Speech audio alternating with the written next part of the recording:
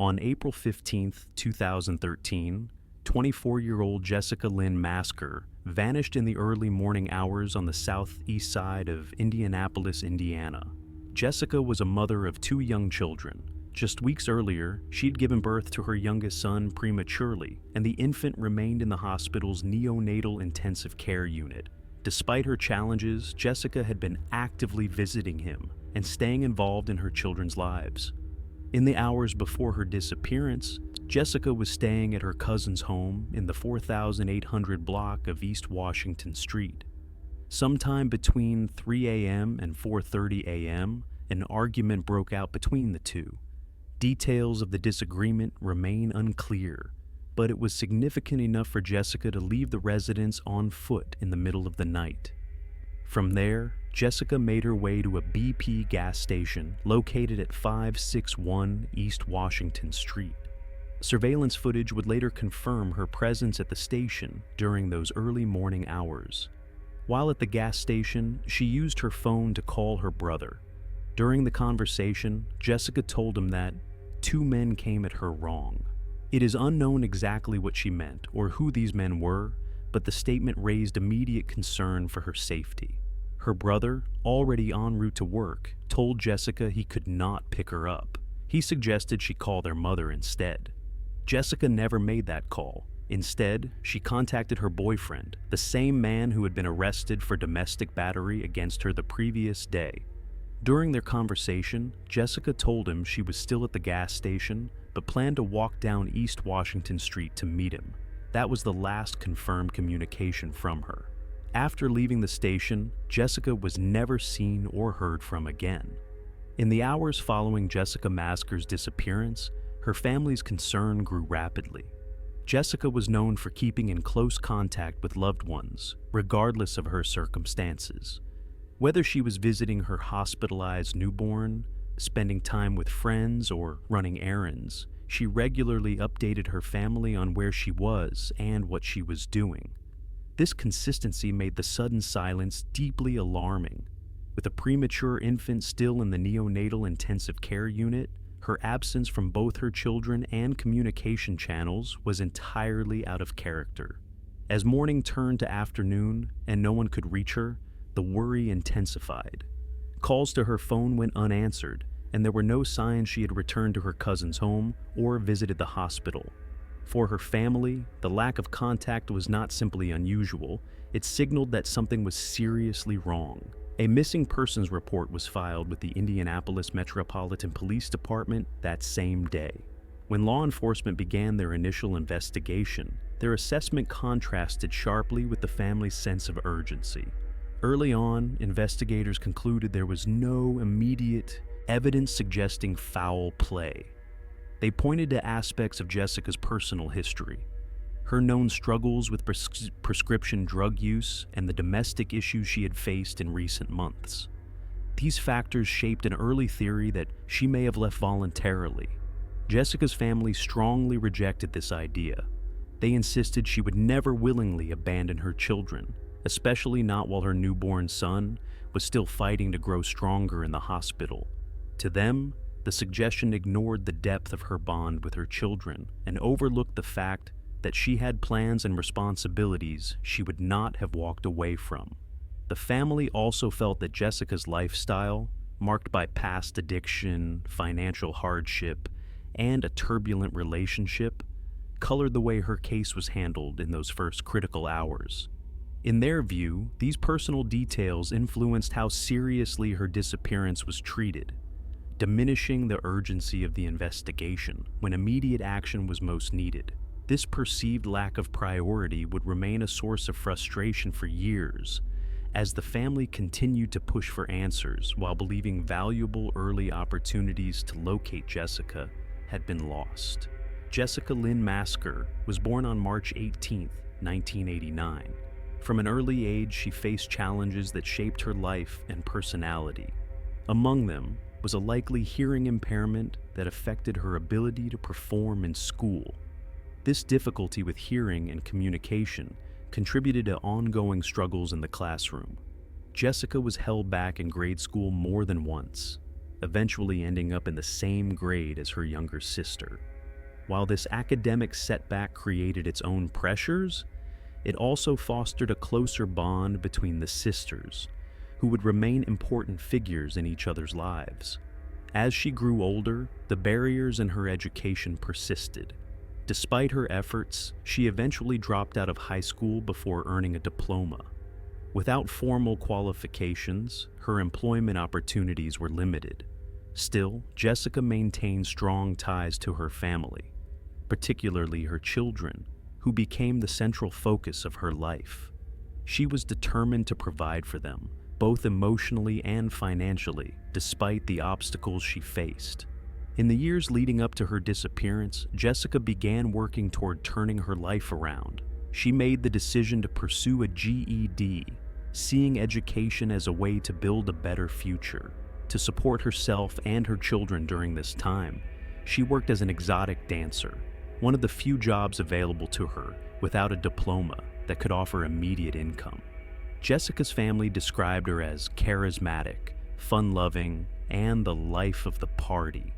She was known for her energy and ability to bring joy into the room, even in difficult times. Her devotion to her children was evident in her daily life. She visited her newborn son in the hospital frequently, balancing those visits with caring for her older child at home. Her love for her children and her efforts to improve her circumstances stood as defining elements of who she was in the period before she vanished. Jessica Masker's personal life in the months before her disappearance was marked by a relationship her family described as deeply abusive. The man, believed to be the father of her youngest child, subjected her to repeated acts of violence. These assaults were not minor incidents. They resulted in serious physical injuries, including broken bones, a splintered hip, and a fractured spine. The injuries underscored the severity of the abuse and the risk she faced while remaining in the relationship. According to her family, the abuse extended beyond physical harm. Her partner allegedly contributed to her growing dependence on prescription drugs, providing substances that worsened her struggle with addiction. This dynamic created a cycle of harm in which physical violence was coupled with manipulation and control.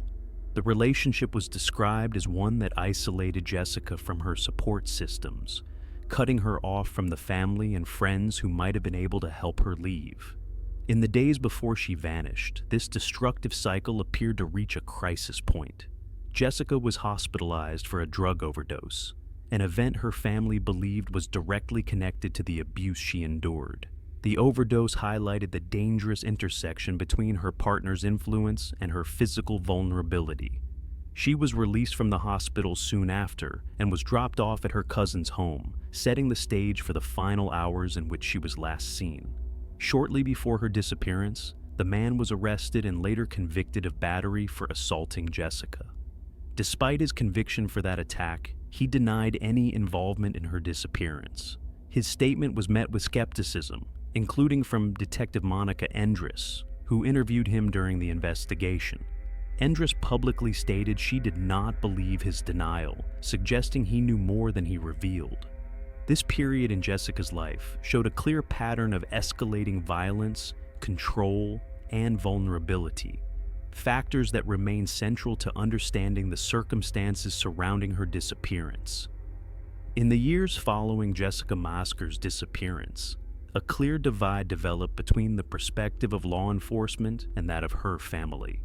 The Indianapolis Metropolitan Police Department has consistently maintained that there is no concrete evidence indicating foul play in the case. From their standpoint, the absence of definitive proof of an abduction or violent act means the possibility of a voluntary disappearance could not be ruled out. Jessica's family has strongly rejected this conclusion. From the beginning, they believed she had been abducted or harmed. Their conviction was rooted in her close connection to her children and the life circumstances that, in their view, made it implausible she would simply walk away. They have repeatedly emphasized that Jessica's disappearance occurred under troubling conditions, and that her history should not be used to dismiss the likelihood of foul play. The family has been particularly critical of the early investigation, They believe that crucial time was lost in the first hours and days after Jessica went missing due to initial assumptions made by police. They argue that this delay allowed leads to grow cold and reduce the chances of gathering useful evidence or locating witnesses. The area where Jessica was last seen, along East Washington Street, has a long-standing reputation for crime, drug trafficking, and prostitution. Such an environment, the family contends, may have contributed to a lack of cooperation from potential witnesses. People who might have seen or heard something could have been reluctant to speak with police, whether out of fear, involvement in illegal activity, or general mistrust of law enforcement. Meanwhile, Jessica's former boyfriend has continued to deny any involvement in her disappearance. Despite his previous conviction for assaulting her shortly before she went missing, no charges have been filed against him in connection with the case. This lack of resolution remains a point of deep frustration for the family, reinforcing the divide between their belief in foul play and the official position of investigators. In the years since Jessica Mosker's disappearance, her family has refused to let her case fade from public memory. From the earliest days, they began distributing missing person flyers across Indianapolis, focusing especially on the East Side neighborhoods where Jessica was last seen. The posters display her photo, distinctive tattoos, and law enforcement contact details. Over the last decade, this campaign has never stopped. Each time the posters are put up, the hope remains that someone will remember a detail or come forward with new information. Her sisters, Christina and Ashley, have been at the forefront of these efforts. They routinely revisit the streets Jessica once walked, placing posters in gas stations, shops, and community boards. Their dedication extends beyond printed material. They organize public vigils where friends, family, and supporters gather to remember Jessica and call attention to her case. These events often include balloon releases, a symbolic gesture of hope, and lantern ceremonies on her birthday, lighting up the night sky in her honor. The family's advocacy is also deeply personal. Both Christina and Ashley have tattoos of Jessica's face, a permanent reminder of their bond and their promise to keep searching. For their mother, Cherry Edwards, the loss has been both constant and unresolved. She has chosen to remain in the same home Jessica once called her own, believing that if her daughter were to return, she would know exactly where to find her. The emotional toll has been profound. Jessica's children have grown up, and without their mother's presence, her youngest son, only weeks old at the time she vanished, never had the chance to know her. Her older child has navigated milestones, birthdays, holidays, school achievements, without her by his side. The absence has left a gap that no celebration can fill. The family has also mourned the moments Jessica missed with them. Weddings, graduations, and the births of nieces and nephews have been bittersweet, shadowed by her absence. For Ashley, who was just 16 when Jessica disappeared, the loss is intertwined with her own coming of age. She is described growing into adulthood while carrying the weight of unanswered questions. Unable to find closure, the family has turned to public appeals for assistance. In 2021, they launched a GoFundMe campaign to create a reward fund aimed at generating leads in the case. By offering a financial incentive, they hope to encourage those who may have been reluctant to speak to finally share what they know. Every public statement, social media post, and interview has carried the same message. The search will not stop until answers are found. Through their tireless work, Jessica's family has kept her name and story alive in the community. Their actions are not only a quest for justice, but also a refusal to let silence and time erase her from public consciousness. For them, persistence is both an act of love and a demand for truth, ensuring that Jessica remains more than a missing person file. She remains a daughter, sister, and mother whose absence is felt every day. As of 2024, more than 11 years have passed since Jessica Masker was last seen on the southeast side of Indianapolis. Since the early morning hours of April 15, 2013, there have been no verified sightings, no confirmed leads, and no arrests connected to her disappearance. The Indianapolis Metropolitan Police Department maintains that the investigation remains open and ongoing, though publicly available updates have been limited. Despite the lack of resolution, Jessica's family continues to fight to keep her case in the public eye. Each year, they organize events to mark her birthday and the anniversary of the day she went missing. Vigils, balloon releases, and community gatherings serve as both reminders of her absence and opportunities to renew the call for information. These events are meant to ensure that her name is not forgotten and that her case remains on the minds of those who might know something.